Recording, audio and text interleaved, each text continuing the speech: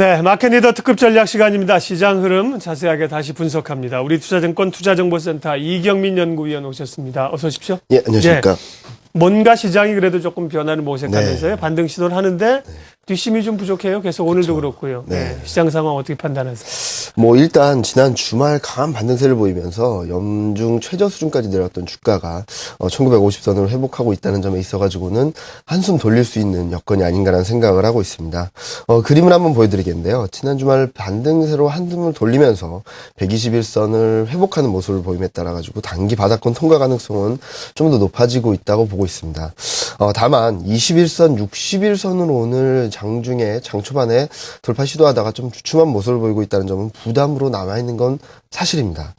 그럼에도 불구하고 지난 2주 동안 중요 지지선이라 볼 수 있는 1920에서 1930선, 그러니까 1월 말에 한번 저점을 기록했고 지난주 후반에 3일 연속 1930선대에서 지지력을 보인 뒤에 강한 상승 반전을 했다는 점에서 좀 긍정적으로 볼 수 있겠고요. 그리고 MACD 오실레이터라는 기술적 지표들도 지수는 바닥권에서 등락을 보였지만 개선세를 보이면서 상승 다이버전스, 그러니까 기술적 지표들이 먼저 시그널을 상승 반전 가능성을 엿보이고 있다는 점에 있어가지고는 코스피 분위기 반전 가능성도 좀 높아지고 있는 것이 아닌가라는 생각을 하고 있습니다. 무엇보다도 지난해 9월 이후 강도 높게 진행되었던 원화 강세가 빠르게 완화되면서 수출주 약세, 글로벌 증시 대비 코스피 시장의 상대적 약세 구도가 좀 완화될 여지가 커지고 있다고 볼 수 있겠고요. 2월 들어서 외국인 매도 강도가 좀 약해지면서 뱅가드 관련 매물 부담이 좀 줄어들고 있고 12개월 포워드 PR이 저평가 영역에 진입하면서 연기금이 매수세를 보이고 있다는 점에 있어서는 코스피 하방력 형성에 힘을 실어주고 있습니다. 특히 지난 한 주 동안 외국인과 기관의 매수 규모를 보면은 전기전자 운수장비 업종에 매우 집중되는 모습을 보이고 있거든요. 이런 부분을 보더라도 지금 현재 보자면은 원화 강세 현상이 좀 완화되면서 시장 자체의 흐름은 좀 더 견고하고 단단한 흐름으로 갈 여지를 만들고 있다는 측면에서 주요 종목에 대한 저점 매수 전략은 아직까지 유효하지 않나라는 생각을 하고 있습니다. 예. 자, 이번 주는 특별히 이제 글로벌 모멘텀들이 꽤 있고요. 우리 네. 국내도 여러 가지 이벤트들이 있어요. 엔이 계속 약세로 갑니다. 이제 94엔대에서 내려오질 네. 않는데요. G20 재무장관 회의에서 조금 브레이크가 걸릴 것인가 모색들을 하고 있는 것 같던데. 네, 지금 현재 보자면은 기대 이상하는 그런 강력한 제재나 그런 부분은 나오기는 좀 어렵습니다.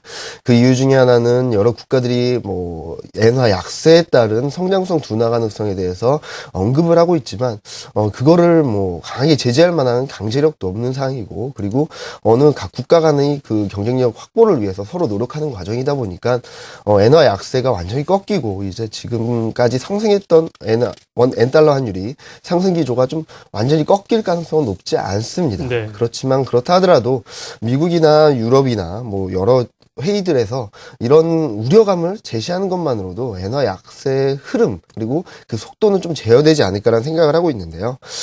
그 중에서도 G20 재무장관 회의에서 글로벌 재정, 환율 등 거시경제 정책 공조가 주요 의제로 거론될 것으로 예상되고 있고, 이를 통해 가지고 엔화 약세에 대해 경쟁 관계에 있는 국가들도 경제적 부담이 되고 있다는 요인들을 들면서 좀 목소리가 높아지지 않을까라는 생각을 하고 있습니다. 그리고 또 하나 주목하실 부분은 3월 1일 미국의 재정 지출 자동 삭감 발효를 좀 앞두고 있다는 점, 카운트다운에 들어가고 있다는 점에 있어서 미국 오바마 대통령이 사실상 의료비, 복지 지출 삭감을 통한 빅딜을 제안한 것으로 알려지고 있어서 이런 부분들도 해법 도출 가능성이 높아지고 있습니다. 그러니까 지금까지 나타나는 부분들에 있어가지고는 엔화 약세 흐름이 좀 주춤할 가능성이 있고, 그리고 불안 심리로 작용했던 미국의 재정 지출 자동 삭감에 있어서도 빅딜이 이루어질 가능성을 점차 높아지고 있다는 점에 있어가지고는 대외적인 여건은 좀 제한적이지 않을까, 그리고 시장에는 좀 우호적이지 않을까라는 생각을 하고 있고요. 이와 함께 지켜보실 부분들은 북한발 이슈가 계속적으로 시장의 부담 요인, 그러니까 시장을 끌어내리진 않더라도 상승 탄력을 좀 제한하는 요인으로 남아있는데, 이런 부분들도 과거 북한발 리스크가 시장을 뭐 추세를 꺾어버리는 요인이라기보다는 노이즈 효과에 그쳤고 그런 부분들을 감안해 봤을 때는 이번에도 북한발 이슈가 시장에는 큰 영향을 주기보다는 단기적으로 출렁이는 변수로 작용할 가능성이 높다고 보고 있습니다. 예. 자, 그리고 이제 실적 시즌이 4분기 실적은 이제 슬슬 마무리가 돼가고 있는 네. 상황인데 실적이 국내 기업들이 좋지가 않잖아요. 네, 굉장히 안 좋습니다. 예. 그래도 이제 글로벌 기업들은 괜찮은데 우리는 이제 워낙 강세 영향이 있었고 네. 오늘도 그렇지만 사실 삼성그룹을 빼면 뭐 이 10대 그룹도 그렇고 네. 좋지 않다는 얘기예요. 이 실적 그 부진을 좀 털어낼 수 있는 계기가 있어야 될 텐데. 뭐 지금까지 보자면은 2012년 4분기 실적은 굉장히 안 좋습니다. 네. 1분기도 또 마찬가지죠. 네, 1분기도 좀 불안한 흐름을 보일 것으로 예상되고 네. 있는데요. 그림을 한번 보여드리겠습니다. 지난 주말까지 실적을 발표한 기업들 중에서 실적을 하회한 종목 수가 무려 76%에 달하고 있습니다. 네, 3분의 2네요. 네, 미국 같은 경우는 뭐 70% 이상이 예상치를 상회했다는 소식이 들리고 있는데 반해서 코스피는 엔화 약세, 그리고 원화 강세 네. 이슈에 대해 좀 취약한 모습을 보이고 있는데요. 하지만 한편으로는 지난주를 고비로 실적 쇼크 충격에서 벗어나지 않을까라는 기대를 하고 있는데요. 그 이유 중에 하나는 시가총액의 60% 이상, 70% 가까운 종목들이 실적 시즌을 마무리하면서 이제 전환점을 돌아서고 있습니다. 그리고 지난 한 주간의 흐름을 보면은 실적을 쇼크라고 볼 수 있는 기업들의 비중이 좀 줄어들고 있고요. 그런 부분들에 있어가지고 최근 들어서는 2013년 연간 영업이익 전망치가 조금이나마 개선세를 보이고 있습니다. 뭐 아직까지는 마이너스권에 위치해 있고, 그리고 개선세를 보이는 업종들도 뭐 28개 업종 중에 7개, 6개에 불과하다는 점에 있어가지고는 시장 전반적인 흐름을 강하게 돌릴 만한 상승 모멘텀으로 작용하기는 좀 어렵겠지만요. 하지만 그동안 코스피 발목을 잡아왔던 실적 부담이 좀 완화될 경우 글로벌 증시와의 가격 갭에 따른 반등 시도가 좀 더 강화되지 않을까라는 생각을 하고 있고요. 이에 따라서 시장 흐름에 있어서도 지수의 탄력은 좀 저하되더라도 종목이나 업종별 반등 시도는 좀 꾸준하게 전개되지 않을까라는 기대를 하고 있습니다. 당초 우리가 이제 올해 경제 전망들이 1분기 지나가면서 2분기 회복되고요. 네. 기업들의 실적도 좋아질 걸로 예측했는데 이 원화 강세 복병을 만나서 어렵습니다. 자, 그러면요. 그 가운데서도 이제 실적이 좀 개선되는 그 업종이나 섹터를 좀 찾아야 되지 않겠습니까? 네, 지금 현재 보면은 실적이 좋아진 업종은 내수주입니다. 네. 내수주가 계속적으로 우상향 흐름을 이어가고 있고요. 그리고 국내 연기금이나 외국인 같은 경우도 꾸준히 매수세를 유지하고 있습니다. 그런데 반해서 지금 현재 수준에서는 내수주만 가지고 플러스 알파의 수익률을 내기는 좀 어려운 국면이 아닌가라는 생각을 하고 있습니다. 그림을 한번 보여드리겠는데요. 지금 현재 앞서도 말씀드렸듯이 뉴스플로우나 대내외 환경이 시장에 큰 영향을 미치기보다는 좀 우호적으로 바뀔 수 있는 다는 측면에서 업종 및 종목별 저가 매수의 관점에서도 접근하실 필요가 있겠고요. 특히 연초 원화 강세의 영향으로 주가가 급락했고 가격 메리트가 큰 IT, 자동차 등 주요 수출주에 대한 비중 확대 의견을 드리고 싶습니다. 그림을 보여드리는 것은 지난 한 주 2주 전에는 IT 자동차 업종의 급격한 실적 하향 조정세로 시장이 출렁거렸다면은 지난주에는 좀 반등세로 돌아서는 모습을 보이고 있습니다. 빠르게 안정을 찾아가고 있다는 거거든요. 그런 가운데 주가 하락률 보면은 코스피 대비 상대적인 가격 메리트가 높아져 있는 상황입니다. 4분기 실적 시즌을 거치며 급격한 실적 하향 조정세들을 거쳤고, 그리고 그를 주도했던 IT 자동차 부품 업종들이 실적 전망치가 좀 빠르게 안정을 찾아가고 있다는 점에 있어가지고도 실적 모멘텀 약화 우려 진정, 그리고 그와 함께 기술적 반등세가 좀 더 활발하게 전개될 가능성이 높은 시점이 아닌가라는 생각을 하고 있습니다. 특히 그 중에서도 주목하실 부분들은 자동차 부품, 반도체, 디스플레이 업종이 아닌가라는 생각을 하고 있습니다. 지난 1월 중순부터 1월 말부터 지금까지 흐름을 보면요.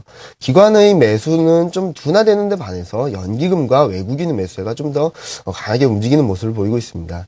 그 이유 중에 하나는 뭐 글로벌 증시 대비 가격 메리트, 밸류에이션 메리트가 높다는 점에서 외국인 일부 밸류 투자자들이 유입되는 것으로 볼 수 있겠고요.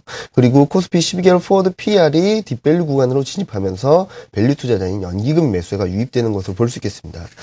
이들 국내 연기금과 그리고 외국인 지난 1월 말 이후 뭐 시장이 출렁이는 과정에서 불구하고 자동차 부품, 반도체, 디스플레이 업종에서는 꾸준히 매수세를 유지하고 있었다는 점을 감안해 봤을 때, 단기 반등이 전개될 경우에는 이들 업종, 특히 수출주 중에서도 자동차 부품, 반도체, 디스플레이 업종들이 좀 더 안정적인, 그러니까 실적 모멘텀과 수급을 겸비한 그런 안정적인 흐름을 가져갈 수 있다는 측면에서 한번 단기 트레이딩 관점에서 이들 업종에 관심을 가져보시는 것도 유효한 전략이 될 것으로 보고 있습니다. 네, LED 조명도 관심주로 들어가 있네요. 네, 뭐 디스플레이도 마찬가지고요. 뭐 다시 자세히 말씀을 드리면요. 일단 25일부터 바르셀로나에서 모바일 월드 콩그레스가 개최되고요. 그에 따라 가지고 시장에는 이런 업종들이 좀 관심을 받을 것으로 보입니다. 그리고 3월 중에는 삼성전자의 갤럭시 S4가 공개될 것으로 알려지고 있어서 IT 관련 부품주에 좀 관심을 가져보실 필요가 있겠고요. 네. 자동차 부품 업종 같은 경우는 완성차보다도 중국 시장의 성장성이라든지 자회사 모멘텀, 그리고 가격 메리트뿐만 아니라 밸류에이션 펀더멘탈 개선 기대감이 높아질 수 있다는 점에 관심을 가지실 필요가 있겠습니다.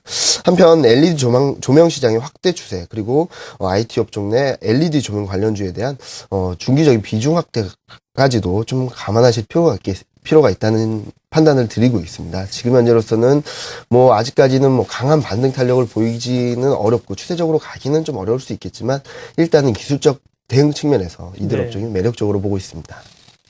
기본적인 그 시장의 전반적인 배경을 보면 아직까지 흐름은 내수주 쪽에 있는 게 맞죠. 네, 지금은 맞습니다. 단기적으로 뭐 네. 이번 한 주를 놓거나 단기적으로 또 좀 서서히 비중을 확대한다고 보면 IT 또 자동차 부품 이런 쪽 보셨고요. LED 조명 관련주는 모멘텀이 좀 있어서 말씀을 하셨네요. 네, 맞습니다. 네, 우리 투자증권 이경민 연구위원 함께했습니다. 고맙습니다. 예, 감사합니다.